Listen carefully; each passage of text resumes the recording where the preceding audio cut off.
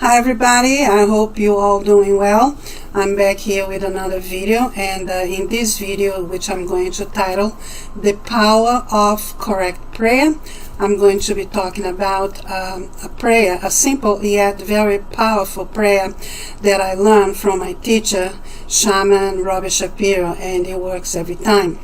I'm going to have a link below in the description of this video to his free book where he teaches this prayer, and I highly recommend. Okay, alright, so what is a powerful correct prayer?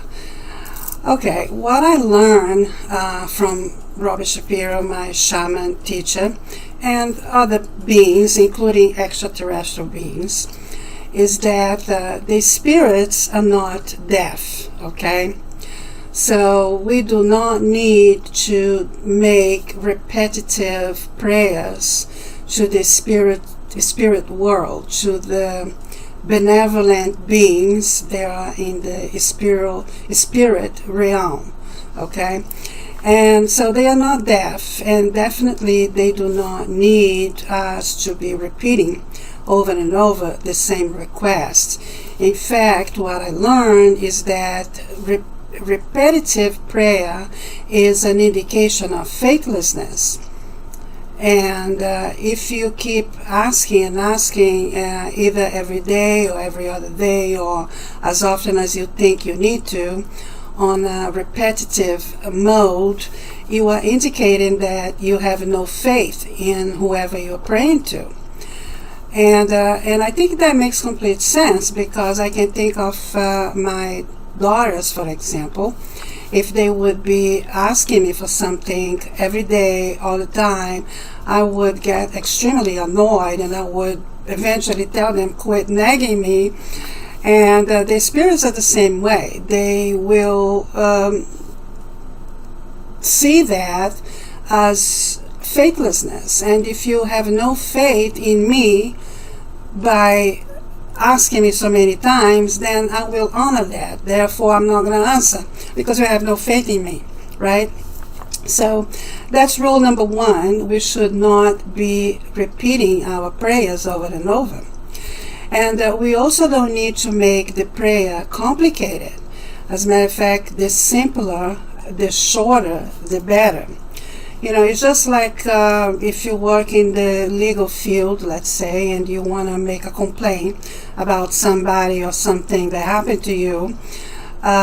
You do not want to write a very lengthy legal complaint, because you don't want to make the judge or whoever is going to read your complaint in the court system, in the judicial system, you do not give them a whole book to read. So you need to keep your story as short as possible. It can be bitter, but it needs to be short, so you don't need you don't make people to read, because you're going to annoy them, you're going to discourage them. I, for one, don't like to read. I don't like to read books to begin with, because I don't like to spend a long time reading like a long story. You know, I like to go to the point, straight to the learning, to the point, to the fact of the matter, and take it from there. So in the spiritual realm is the same way. We do not need to make it complicated, and not only because we don't want to annoy the spirits, we also don't want to give them unnecessary knowledge that they already have. We also don't want to give them unnecessary rumblings, and they know this story. And in addition to that, they may actually have a bad idea. More likely that will be the case. They will have a bad idea than what you are asking for. So what has been recommended, and what I learned, is that we keep the prayer very simple, very short, and generalized. So this way we leave an open door for whatever best answer the spirits will think of giving us, and they might have a better idea than you. So I learned this way of praying to be extremely effective, and it works for me every time. Okay, So the prayer, it goes along these lines that I'm going to tell you.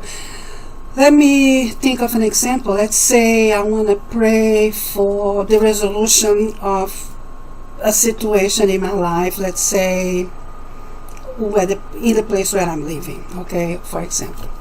So I learned to pray it this way. First, you have to invoke the benevolent energies from the spirit world, because otherwise the negative energies will also be there and will listen to you and may give you a prayer that is not exactly in your best interest or in the best interest of everyone involved.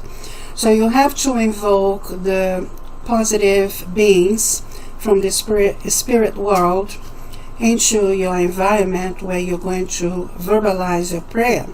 And everything we verbalize, and it needs to be, that's very important also, it needs to be verbalized. And the reason is because we want to bring it to earth, okay? So it needs to be verbalized. So we start with this first step. We say, I am asking that the most benevolent energies available for me should be all about me and all around me now. Like that, okay? You can write this down and repeat it this way. It works every time, okay?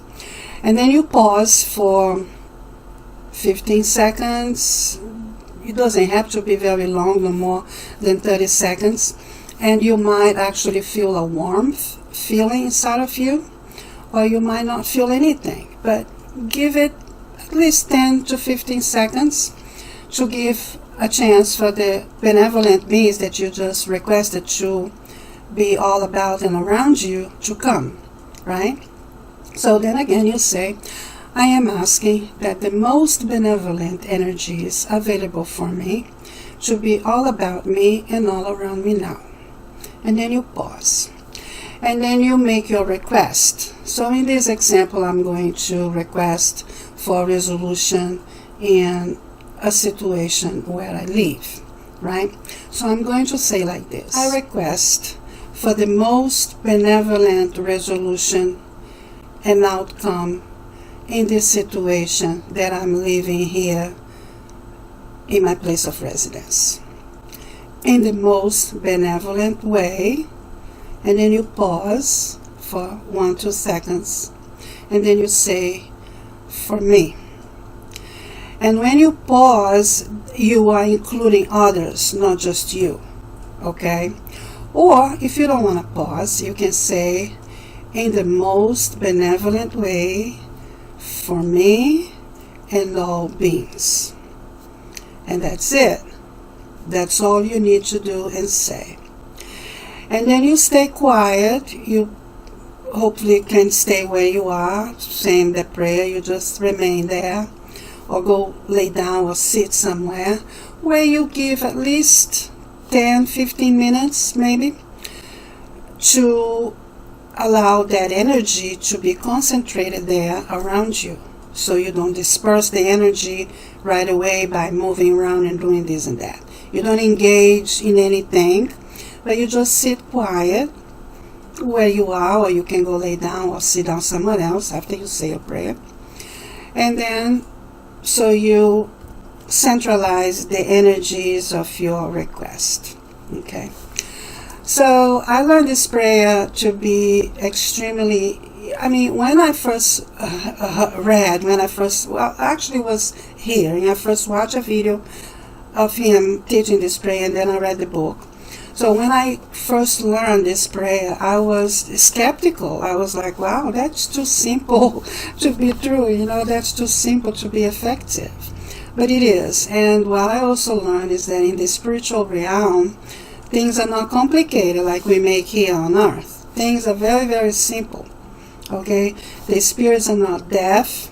They are not stupid. They don't need us to give them lengthy explanations of what's going on.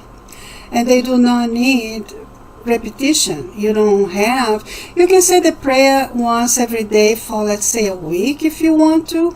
I don't find it necessary. I find it only once to be necessary. Let's say after a month, you still haven't seen any resolution of or a response to your prayer, then you can probably say another time in a different way, but similar to these principles. And but I would just leave it alone, okay, because we don't know the timing of things to happen, and the spirits know better than we do, because they have a wider view of things, or that we don't, right? So I would just rely on the benevolent spirits for the best resolution in that situation that will not only benefit you, but also everyone involved. So I found this to be the best, the most complete and effective prayer I ever learned. And I have been practicing this, and it works every time. Sometimes it works almost immediately, sometimes it works within a week, sometimes it can take a few years, for you to see the answer to your prayer. Okay, and if you don't get any answer, then you are probably asking for the wrong thing to happen. I would completely trust the spirits, the benevolent spirits, on this matter of the answer that you are expecting to receive, or you need to receive. In regards to repetitive prayers or mantras, okay, I think that the repeating mantras are more a way to activate the energies of numerology, not necessarily to persuade the spirits to respond. Because you cannot persuade the spiritual world to respond to you the way you want them to. It's going to be the way they want, not the way you want, because you're not there. You don't have this spiritual view of everything that they do. Okay? So the repetition that we see taught, particularly in Vedic astrology, you see that a lot. You repeat mantras several times. I feel that the repetition is to activate the numeric energy of the repetition. Let's say you repeat for 9 times the same mantra, or whatever other numbers there are multiples of that. Let's say 108 times or 1080 times. That those numbers added up will add to 9. So really, the goal is to activate the energies of number 9 when you repeat these mantras. So they are not really, what I think about that is that they are not really trying to convince the spirits to answer them. They are actually trying to manipulate the answer, to receive the answer with the energies of the numbers. In this case, number 9, most often you see. So I don't find that spiritual, to be honest. I find that more carnal and with manipulation intent behind it, really, to be honest. Okay.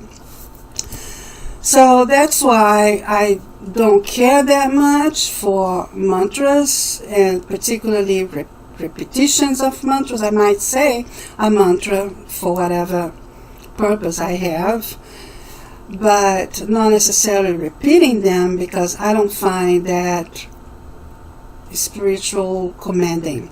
I feel like I am nagging the spirits. And again, as a mother, if my children ask me for the same thing over and over and over, I'm going to be annoyed, and I'm going to say, quit nagging me, right? And I feel like the spirits might tell you the same thing, quit nagging me, right? Satan's going to say, quit nagging me. I don't need you to be telling me this every day, I'm not deaf, Yeah, so, to have, to allow free will, right? Including in the spiritual world, right? And also to leave doors open in case your request is the wrong request. right? And because you don't have the wider vision that the spirits do, right?